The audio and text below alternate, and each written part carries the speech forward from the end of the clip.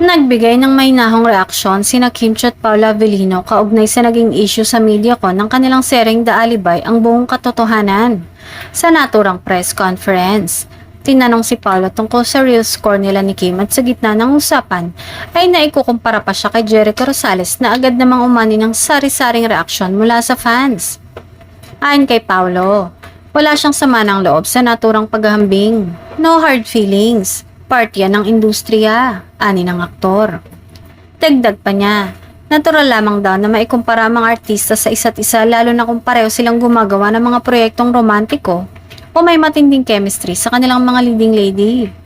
Si Kim Chiu naman ay nanatiling kalmado at positibo sa kabila ng mga intriga.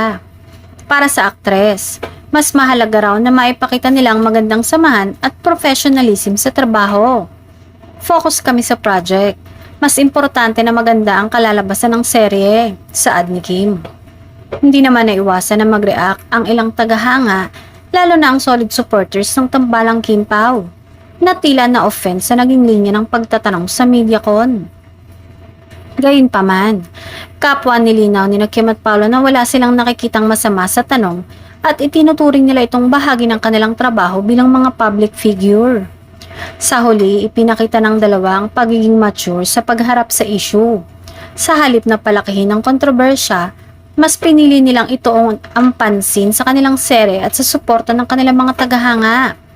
Para sa dalawa, ang mahalaga ay ang respeto sa kapwa-artista at ang patuloy na pagbibigay ng dekalidad na proyekto para sa manonood.